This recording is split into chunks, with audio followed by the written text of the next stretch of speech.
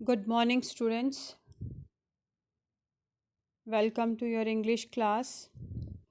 So, let's continue with our topic tenses. In the last class, I have given you the meaning of the tenses and the different types of the tenses. Now, today I am going to tell you about the other four forms of the tenses, right? So our subtopic is simple tense. So first I will take the sub form of the tenses, this past, present and future, that is simple tense.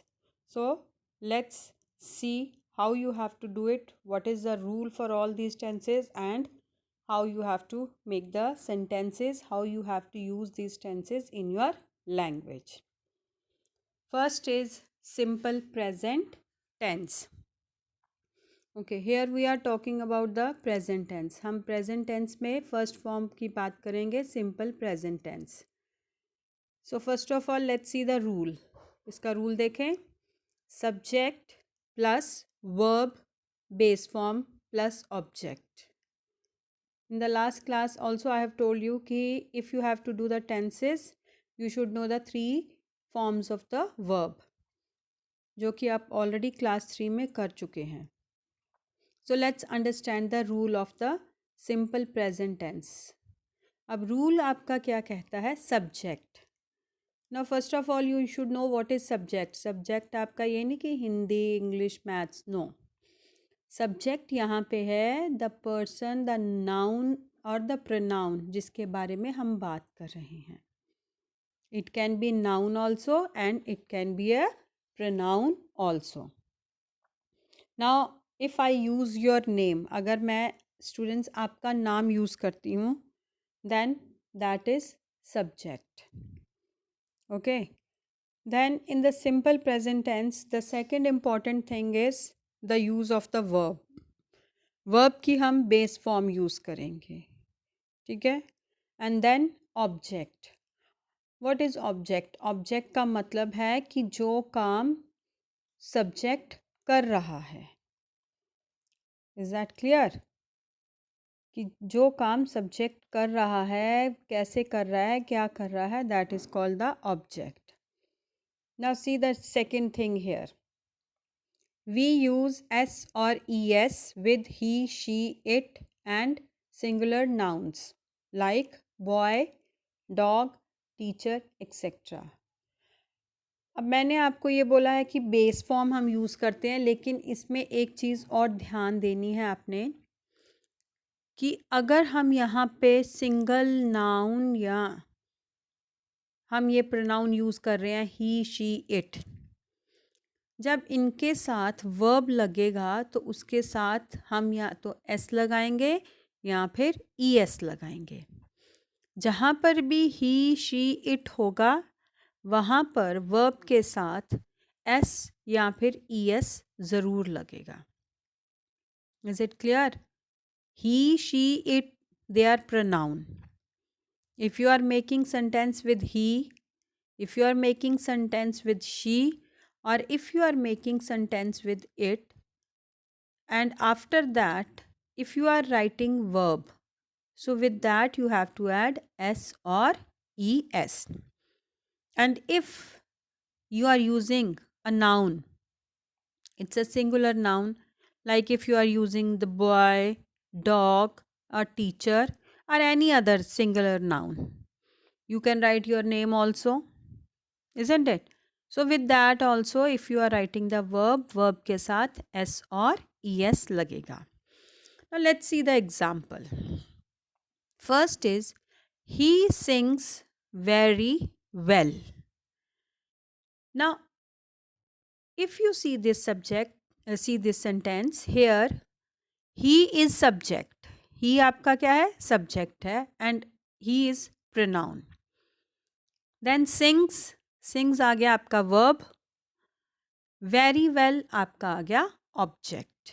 अगर हम rule के हिसाब से चलें, if we divide this sentence as per our rule, he is subject, sings is verb and very well is object. अब यहाँ पे मैंने क्या किया है, सिंग के साथ मैंने एस लगाया है. Okay, Y? बिकॉज ही जो है वो सिंगल पर्सन है. ठीक है, ही की जगह अगर मैं आपका नाम लिख दूँ, suppose there is a child in our class Rahul. If I say Rahul sings very well or Riya sings very well. So what I am doing? I am using S with the verb. Now see the second sentence. The dog barks loudly. Here I am using the dog. Means I am talking about a single dog. यहाँ पे मैंने single dog की बात की है. And the dog is what? Subject. Okay. Then barks क्या है, verb है, और लाउडली आपका क्या है, ऑब्जेक्ट है. Now if you see this sentence, what I have done, I have use S with bark. मैंने बार्क के साथ एस लगाया है. क्यों? बिकॉज हमारा सब्जेक्ट यहाँ पे सिंगल है, the dog. I am not talking dogs, I am saying the dog, यानी कि एक डॉग की मैं बात कर रही हूँ. Now let's come to our third sentence. Boys play football. Now here see, boys is subject, but यहाँ पे हम single boy की बात नहीं कर रहे हैं. We are talking about many boys. Okay? यहाँ पे one boy नहीं है, यहाँ पे बहुत सारे boys हैं. Then play verb है, और आप यहाँ पे देखेंगे तो मैंने बेस फॉर्म यूज़ की है. इसके साथ ना एस लगा है ना ई एस लगा है. सो दैट मीन्स कि अगर आपका सब्जेक्ट प्लूरल है तो वहाँ पर वर्ब के साथ ना आप एस लगाएंगे और ना ही ई एस लगाएंगे. Then last sentence, she goes to school daily. Now she is subject. ठीक है, goes is the verb, to school daily is the object. Now if you see here verb, अगर आप यहाँ पे verb को ध्यान से देखेंगे तो यहाँ पे आपका जो base है वो go है, और उसके साथ मैंने क्या लगाया है, es. Is that clear? So you have to understand the rule very well. This is simple present tense, और इसमें हम वर्ब की फर्स्ट फॉर्म या बेस फॉर्म जिसे हम कह लें उसको यूज़ करते हैं. And another important thing is कि if you are taking single noun और if you are making sentence with he she it, then you have to use S और E S with the verb. Is that clear? Now let's come to our next, simple past tense. Now see here the rule. Again, the rule is same. There is change at one place only. ठीक है? Now what is the rule? Again, subject plus verb. Now see here. Here is the change. यहाँ पे आपने verb की second form को use करना है. Verb की past form को use करेंगे. Plus object. ठीक है? Rule is same, that subject plus verb plus object. अब चेंज कहाँ पे है? वर्ब में. हम जब प्रेजेंट की बात कर रहे थे तो we have use the first form of the verb, base form. जब हम पास्ट की बात कर रहे हैं तो we are using the second form of the verb. Now let's see the example here. He sang very well. Now see the word sang. Sang is the past form of sing. अगर हम sing की 3 forms देखें, sing, sang, sung, तो मैंने यहाँ पे sang लिखा है. That means sang is the second form of the verb. Okay. Now let's come to our second sentence. The dog barked loudly. ठीक है, in the present tense I have written the dog barks. Here I have written barked. So see the difference. Barked is the second form, or you can say the past form of bark. सो यहाँ पे मैंने bark के साथ ED लगा दिया है, ठीक है। Third sentence, boys played football. So again play की हम सेकेंड फॉर्म यूज़ करेंगे, प्ले, प्लेड, प्लेड। अब आपको एक चीज़ यहाँ पे अंडरस्टैंड करनी है कि प्ले की जो सेकेंड और थर्ड फॉर्म है वो सेम है, प्लेड, प्लेड, ओके। सो हमने जो सेकेंड फॉर्म प्ले की यूज़ की है that is played. Now fourth sentence, she went to school daily. Now here is the change. हमने सिंपल में जब हमने ये सेंटेंस लिखा था तो मैंने क्या बोला था, she goes to school daily. Go के साथ मैंने ES लगाया था। So go is the first form और गो की सेकंड फॉर्म क्या है, वेंट। अगर हम गो की तीनों फॉर्म देखेंगे तो गो की तीन फॉर्म क्या है, गो, वेंट, गॉन। बट हम पास्ट टेंस कर रहे हैं तो पास्ट टेंस में हम सेकंड फॉर्म यूज़ करते हैं। तो गो की सेकंड फॉर्म क्या है, went. I hope it must be clear to you people. So once again I am repeating it that when you are doing simple past tense, यहाँ पे आपने सब्जेक्ट के बाद वर्ब की सेकेंड फॉर्म याद करनी है। You have to write the second form of the verb. Is that clear? Okay, now let's come to our third tense, that is simple future tense. Now here again there is a slight change beta. If you see the rule, because we are talking about future, हम यहाँ पे future tense की बात कर रहे हैं, तो when you are talking about the future that means the things will happen in the coming time. जो भी हम करेंगे, जो भी एक्शन हमने आने वाले टाइम में करना है, तो वहाँ पे हमें विल या शेल यूज़ करना पड़ता है। So let's see the rule here. What the rule says, subject plus will और shell.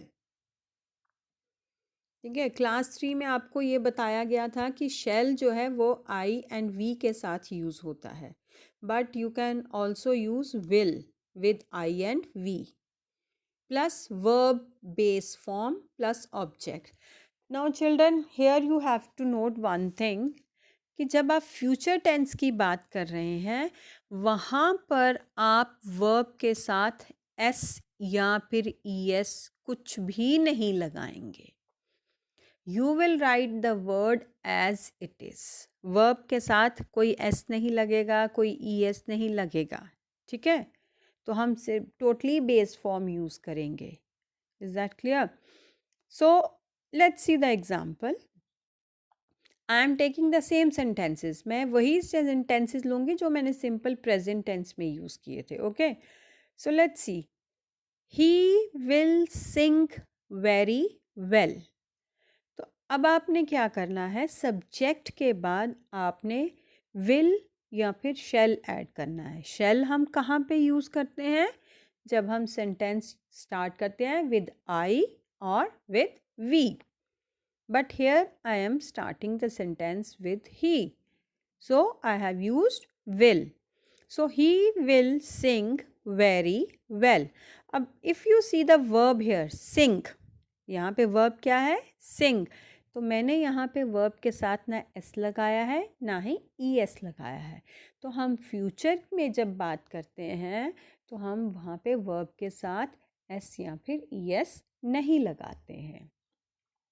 Second sentence, the dog will bark loudly. So see here, bark, I have not used S or ES with bark. Third sentence, boys will play football. Again, no S or ES with play. Play हमारा verb है, it's a base form, और मैंने इसके साथ ना S लगाया है ना ही ES लगाया है। Last sentence, she will go to school daily. Now see here, I have used go. इसके साथ ES नहीं है। जब हमने प्रेजेंट की बात की थी तो वहाँ पे मैंने go के साथ ES लगाया था। जब मैंने पास्ट की बात की थी तो वहाँ पे गो की फॉर्म चेंज हो गई थी वेंट में. ना I am talking about the future, so here I am using the base word that is go.